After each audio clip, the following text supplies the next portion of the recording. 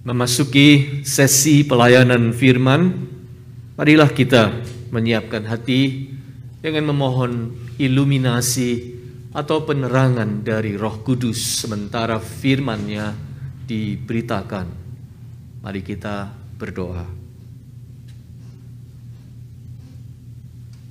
Ya Roh Kudus yang tinggal di dalam hati kami, buatlah firman Allah yang tertulis oleh kuasa-Mu menjadi firman Allah yang terpatri di dalam hati kami.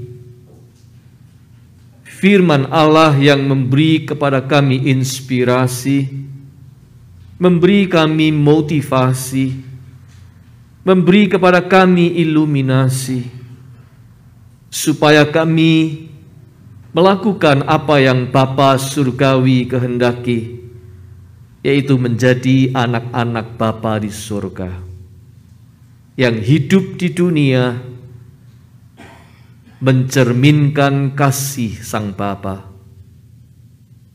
Terima kasih ya Bapa, Engkau berfirman kepada kami,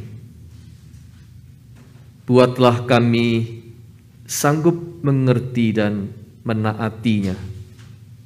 Di dalam nama Tuhan Yesus, firman Allah yang sejati, kami berdoa. Amin.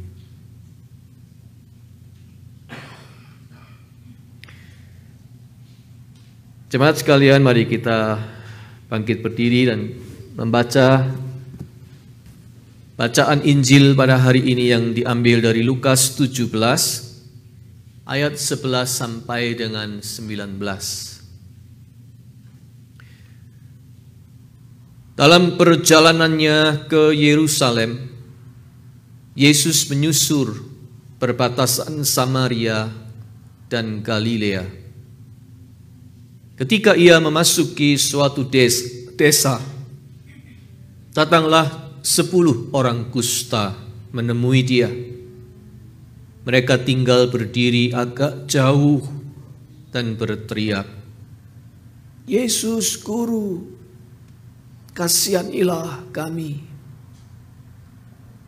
Lalu ia memandang mereka dan berkata, "Pergilah, perlihatkanlah dirimu kepada imam-imam." Dan sementara mereka di tengah jalan, mereka menjadi tahir. Seorang dari mereka, ketika melihat bahwa ia telah sembuh, kembali sambil memuliakan Allah dengan suara nyaring, lalu tersungkur di depan kaki Yesus dan mengucap syukur kepadanya. Orang itu adalah seorang Samaria. Lalu Yesus berkata, "Bukankah ke-10 orang tadi semuanya telah menjadi tahir? Di manakah yang 9 orang itu? Tidak adakah di antara mereka yang kembali untuk memuliakan Allah selain daripada orang asing ini?" Lalu ia berkata kepada orang itu, "Berdirilah dan pergilah, imanmu telah menyelamatkan engkau." Demikianlah pembacaan Alkitab. Berbahagia kita yang mendengar firman Allah dan memeliharanya. Haleluya.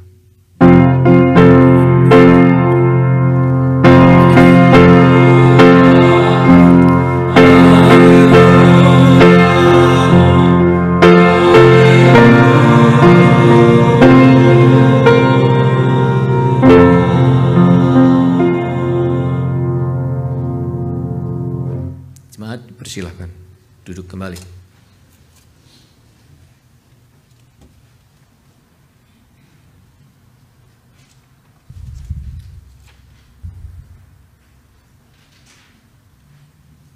Satu tebakan lagi. Tidak harus menutup mata. sebutkan dengan satu kata saja. Tentang apakah khotbah minggu lalu?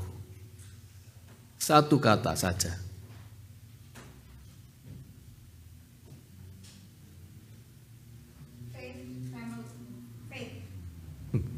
Satu kata ya. Faith. Oh lagi.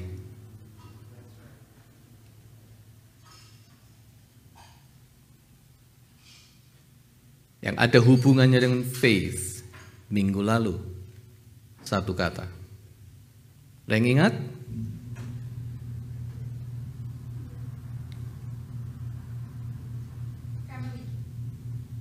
Family. Dua kata. Oke.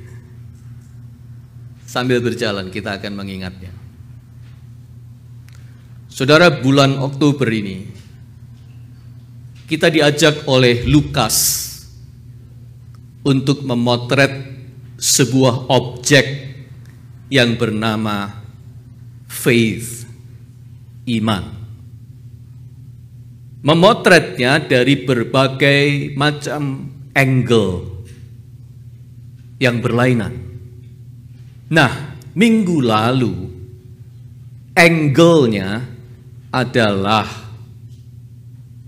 kepatuhan,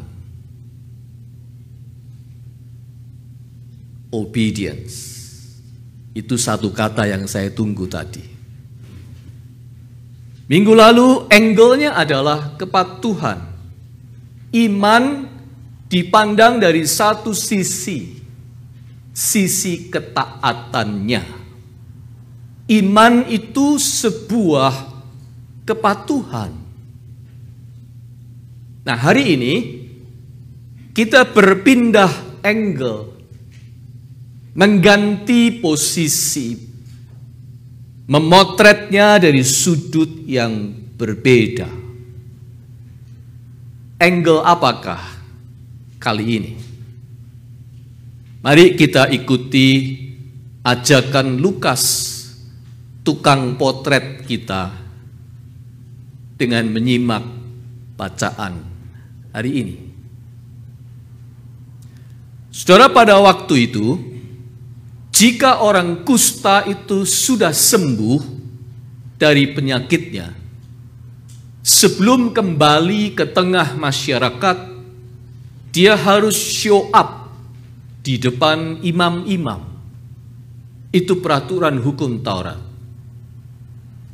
Baru sesudah dinyatakan tahir, tidak najis lagi oleh imam, dia bebas dari pengucilannya. Dia boleh berada di tengah masyarakat dan boleh mengikuti ritual agama lagi. Itu hukumnya. Nah, kepada 10 orang kusta yang menemuinya, Yesus berkata, "Pergilah, perlihatkan dirimu kepada imam-imam." Ayat 14. Sebenarnya itu sama saja dengan pernyataan, kamu sudah sembuh, sana, pergi menghadap imam. Dengan badan yang masih digerogoti lepra, setengah bingung, mereka pergi juga mengikuti apa yang Yesus katakan. Artinya, mereka percaya dan taat.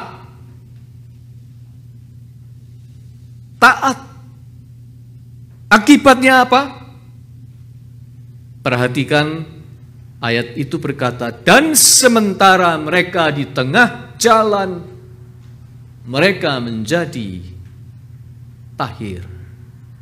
Semuanya. 10 orang kusta itu patuh dan sembuh. Sampai di situ semuanya benar, sudah betul. Mereka taat. Iman mereka yang patuh itu membawa kesembuhan. Tetapi rupanya Lukas sekarang hendak mengatakan bahwa tidak cukup hanya patuh atau taat.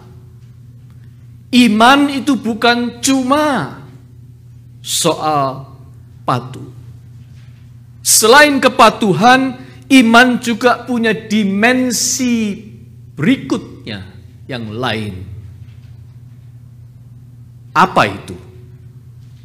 Selain patuh, apa yang ingin Lukas ajak kita melihat dengan angle yang baru? Adegan selanjutnya tentang 10 orang kusta ini memberitahu kita apa itu. Perhatikan ayat 15-16. Seorang dari mereka ketika melihat bahwa ia telah sembuh, kembali sambil memuliakan Allah dengan suara nyaring, lalu tersungkur di depan kaki Yesus dan mengucap syukur kepadanya. Orang itu adalah seorang Samaria. Di sini kita melihat yang membedakan seorang Samaria ini dari 9 orang kusta lainnya adalah dalam sukacitanya ia kembali kepada Yesus untuk tersungkur dan bersyukur. Pastor Eugene Peterson menerjemahkan ayat ini begini. One of them, when he realized that he was healed, turned around and came back. Turned around and came back, shouting his gratitude, glorifying God. He kneeled at Jesus' feet, so grateful. He couldn't thank him enough. And he was a Samaritan. Sesudah sembuh, dia tidak meneruskan perjalanannya seperti 9 temannya, melainkan merasa perlu untuk kembali dulu. He turned around and came back. Dia merasa tidak mungkin untuk meneruskan perjalanannya, sebab sepertinya ada yang tertinggal di belakang sana. No matter what, dia merasa harus kembali. Turned around and came back.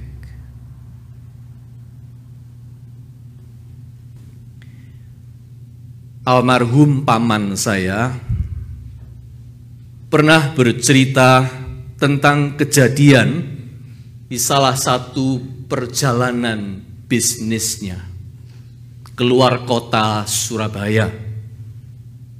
Dengan berkendara mobil, dia bersama rekan bisnisnya dan seorang pegawainya pergi ke kota Kediri di Jawa Timur. Di tengah jalan, kebetulan hari sudah malam. Waktu berhenti untuk mengisi bensin. Dia turun, pergi ke restroom. Tetapi rupanya, baik pengendara mobil, yaitu rekan bisnisnya dan pegawainya, tidak menyadari bahwa dia turun dari mobil. Jadi sesudah tangki bensin penuh, segera mobil tancap gas, reng, melaju sampai ke kota Kediri. Zaman itu belum ada handphone. Mobil itu sampai di Kediri tanpa paman saya di dalamnya. Ketinggalan di restroom, di pompa bensin. Padahal itu adalah perjalanan bisnisnya dia. Dia aktor utamanya. Tetapi malah tertinggal. Jadilah mobil itu akhirnya kembali, turn around, came back, kembali ke pompa bensin tadi untuk menjemput dia. Saudara sekalian, perjalanan iman kita sejauh apapun itu tidak akan punya arti tanpa Yesus, bukan? Apakah ada perjalanan iman tanpa Yesus? Apakah ada kepatuhan dalam iman yang justru tidak bersama Yesus, alias meninggalkan Yesus di belakang? Apakah ada yang seperti itu?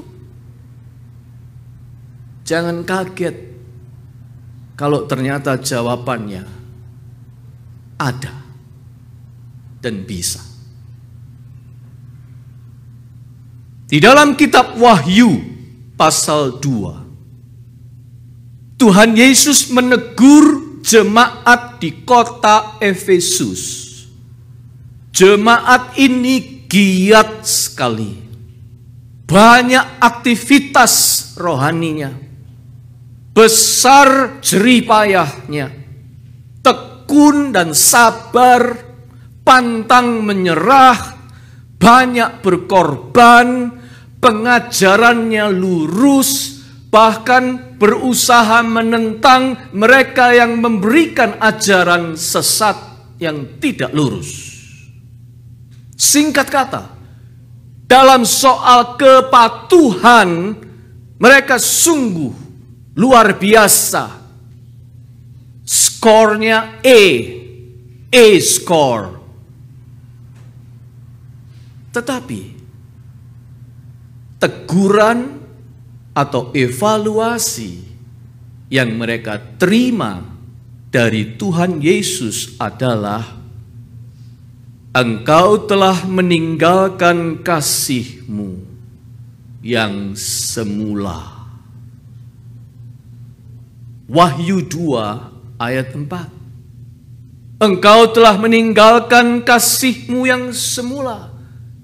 Tahukah engkau betapa dalamnya engkau jatuh? Bertobatlah, kata Tuhan Yesus. Yet I hold this against you. You have forsaken the love you had at first. Mereka telah kehilangan kasih yang mula-mula.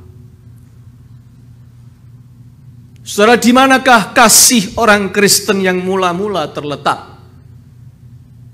Di mana letaknya kasih kita yang mula-mula di dalam kekristenan? Tentu saja jawabnya adalah pada Yesus, bukan? Apalah artinya perjalanan kekristenan tetapi meninggalkan Yesus? Mirip dengan pertanyaan, apalah artinya pernikahan tetapi cinta pada pasangan sudah lenyap? Apalah artinya Christianity without Christ? Saudara sekalian, taat itu baik dan harus. Saya sudah menjelaskan itu dalam khotbah minggu lalu. Tetapi apabila kita tidak waspada dan tidak rendah hati, ketaatan itu bisa membangun kepercayaan dan ketergantungan berlebihan pada kekuatan atau kemampuan diri kita sendiri. Ketaatan itu bisa membangun ketergantungan dan kepercayaan pada diri sendiri berlebihan. Oh, saya ini orang Kristen taat loh. Saya ini rajin beribadah. Saya ini setia memberikan persepuluhan. Saya ini tekun melayani. Saya bertahun-tahun menduduki jabatan gerejawi itu dan ini. Seluk-beluk menjadi penatua gereja itu bukan rahasia bagi saya. Pengetahuan Alkitab jangan ditanya. Memimpin doa di depan jemaat minta berapa lama? Singkat bisa, panjang tidak jadi soal. Pengalaman pelayanan komplit, name it. Lama-lama orang ini bisa berkesimpulan begini. Saya hebat karena saya taat. Saya taat, maka saya hebat. Kalau saya diberkati, itu karena perjalanan pelayanan saya membuat Tuhan terkesan. Karena saya taat, saya penuh berkat. Lama-lama dia juga berkesimpulan, saya ini lebih hebat karena saya lebih taat dibanding dia. Peran saya lebih penting. Gereja nggak jalan kalau nggak ada saya. Dan seterusnya. Adakah orang Kristen yang seperti itu?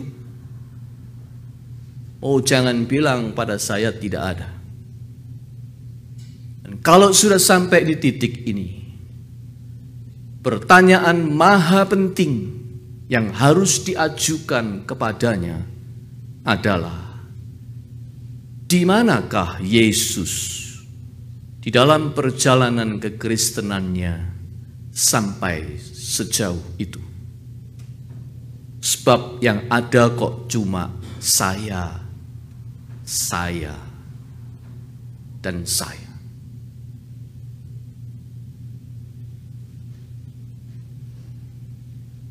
Jemaat Efesus sudah bergerak jauh dalam ketaatan. Tetapi mereka tidak sadar. Mereka meninggalkan Yesus di belakang. Seperti mobil yang dikendarai paman saya. Sudah bergerak jauh.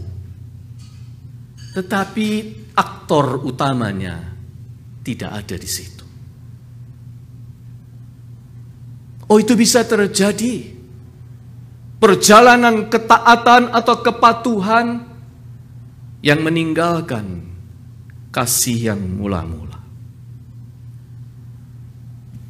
Bulan Oktober kita juga memperingati reformasi gereja. Reformasi abad 16. Waktu itu gereja sudah berabad-abad menempuh perjalanan kekristenannya. Dari kecil menjadi besar. Dari tadinya lemah, isinya cuma orang-orang kelas bawah, sudah menjadi begitu perkasa dan berkuasa. Kaum intelektual dan para penguasa, ada yang menjadi bahkan tokoh-tokoh Kristen. Mereka sudah membuat keputusan-keputusan konsili yang menyejarah. Mereka bahkan menghukum para bidat pengajar ajaran-ajaran sesat. Bahkan terlibat dalam peperangan fisik berdarah-darah. Mendirikan gedung-gedung gereja yang megah. Itulah gereja di abad 16. Tapi apa yang terjadi? Rupanya kian lama gereja yang berjalan sampai di abad 16 itu makin jauh dari sumber kekristenan itu sendiri, yaitu Yesus. Gereja kehilangan kasih yang mula-mula. Reformasi adalah seruan dan ajakan untuk kembali. Reformasi itu adalah seruan untuk turn around and come back to the source where you came from. Itulah seruan Martin Luther dan kawan-kawan supaya gereja berputar kembali kepada sumbernya, Yesus Kristus. Jadi saudara-saudara, baik sebagai individu orang Kristen atau sebagai gereja, kita bisa saja melangkah terus dalam kekristenan kita tanpa menyadari bahwa Yesus sedang kita tinggalkan di belakang. Tentu kita tidak ingin begitu, bukan? Jangan sampai kita terus berjalan menjadi orang Kristen yang tanpa Yesus. Christianity kita without Christ. Kita tidak ingin itu terjadi. Oleh karena itu, kita harus tahu, ibarat itu penyakit, kita harus tahu gejala-gejalanya. Kita harus tahu simptomnya apa. Simptom apa yang menunjukkan bahwa kita sedang melangkah tanpa Yesus? Simptomnya adalah ini, yaitu kita mulai menjadi tidak tahu bersyukur. Itu simptomnya paling jelas. Kalau demam diukur dengan termometer pengukur suhu badan, maka demam rohani yang satu ini taat tetapi meninggalkan Yesus. Ukurannya adalah rasa syukur dan sikap tahu bersyukur. Oh, kita harus hati-hati ketika kita mulai jarang bersyukur. Kita harus waspada ketika kita mulai lupa untuk count your blessings. Ketika kita merasa bahwa yang kita punya ini sudah semestinya kita deserve untuk itu. Ketika kita mulai melihat segalanya datang karena kita memang deserve mendapatkannya. I earn this. Ketika kita mulai menganggap tidak ada atau menganggap angin, kehadiran dan peran positif orang lain di dalam hidup kita. Ketika kita mulai merasa bahwa orang-orang lain tidak punya peran dalam keberhasilan kita atau dalam kondisi kita yang sekarang, terutama orang-orang yang perannya sederhana, orang-orang yang tidak menonjol, kita anggap angin. Ketika kita mulai kurang menghargai peran anggota-anggota keluarga di dalam mensupport kita. ketika kita mulai jarang dari mulut kita berkata dengan rendah hati, thank you. Ketika kita mengalami itu semua, ketika syukur sudah menjadi agak asing dari keseharian kita, saat itu kita harus waspada. Sudah sedikit demam kita, karena itu gejalanya. Saudara sekalian, sebagai orang Kristen kita harus sering-sering turn around untuk menjumpai Yesus. Sebagai orang Kristen, kita harus punya disiplin untuk turn around and came back to Jesus. Sebab orang yang sungguh-sungguh datang kepada Yesus, menyadari apa yang Yesus lakukan untuk dirinya, dia akan tersungkur dalam sujud syukur, seperti si kusta Samaria dalam cerita ini. Ketika kita menemui Yesus, segala keangkuhan kita akan tenggelam di dalam the abundant grace of Jesus Christ. Orang yang sungguh-sungguh datang kepada Yesus, menyadari apa yang Yesus lakukan, yang Yesus berikan kepada kita, semua keangkuhannya akan terkubur dalam rasa syukur. Di dekat kaki Yesus, kita menjadi amat kecil, bukan siapa-siapa. Kita akan menjadi tampak semua kerapuhan kita. Sehingga seperti Paulus, kita cuma akan mampu berkata, semua ini hanya anugerahnya.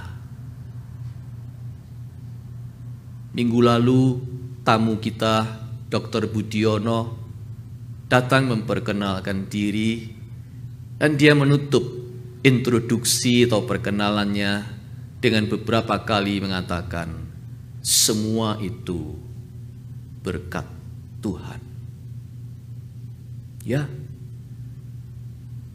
orang yang menyadari sebetapapun prestasi yang dia capai dalam hidupnya, tapi kalau dia datang pada Yesus dan tahu apa yang Yesus lakukan untuknya dan untuk hidupnya, semua keangkuhannya akan pergi, dan dia cuma akan bisa berkata, semua adalah anugerahnya.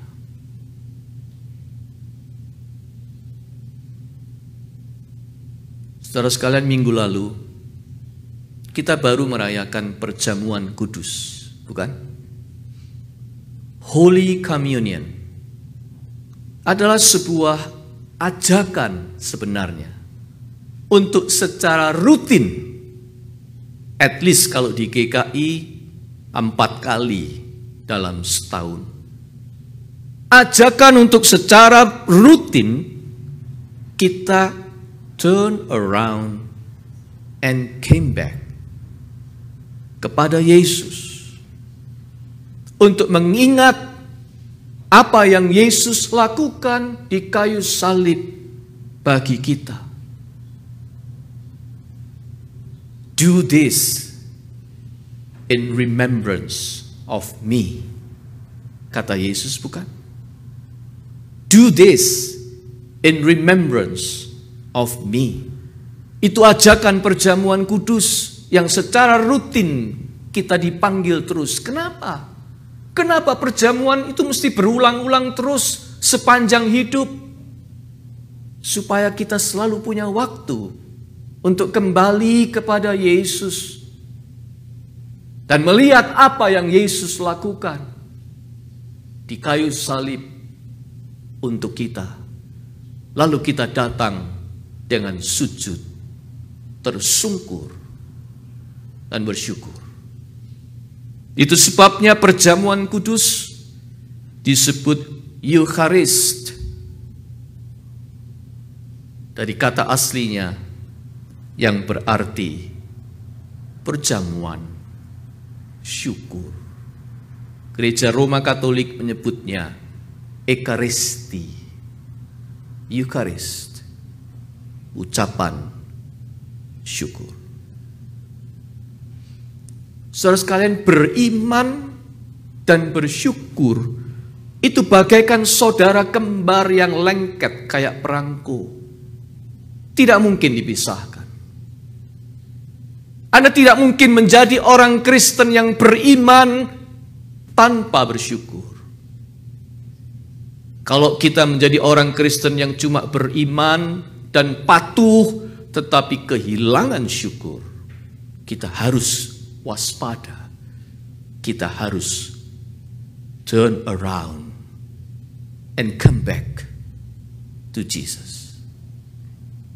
Itulah inspirasi penting dari kisah orang Samaria yang berpenyakit kusta ini.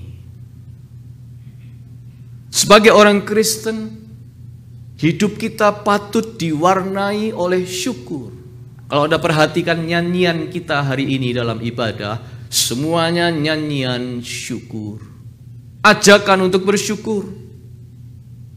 Dalam hubungan keluarga, dalam hubungan persahabatan, dalam hubungan persaudaraan Kristen, kita ini perlu lebih banyak bersyukur dan memberi, saling memberi pengakuan. Bukan bilang gereja enggak jalan kalau enggak ada saya. Kita justru mesti bilang, kalau enggak ada kamu, semua akan lain. Oleh sebab itu, saya membutuhkan, gereja membutuhkan kamu.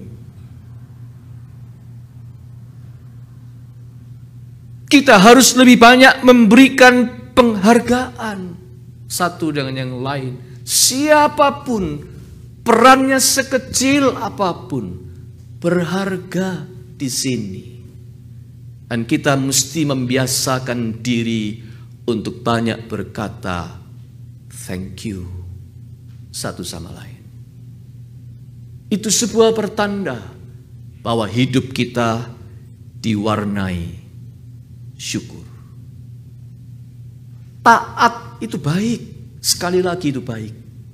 Tapi taat saja tanpa syukur akan membuat kita kehilangan joy, sukacita.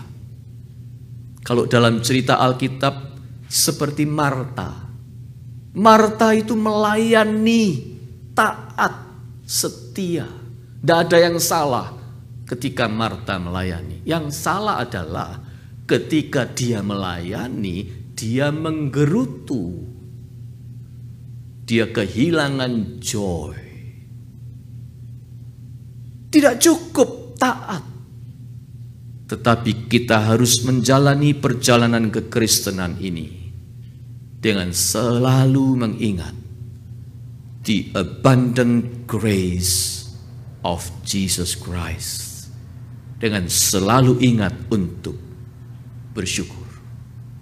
Oleh sebab itu, ada baiknya kita lebih sering memeriksa kesehatan iman kita dengan alat pengukur yang satu ini, yaitu gratitude, thankfulness,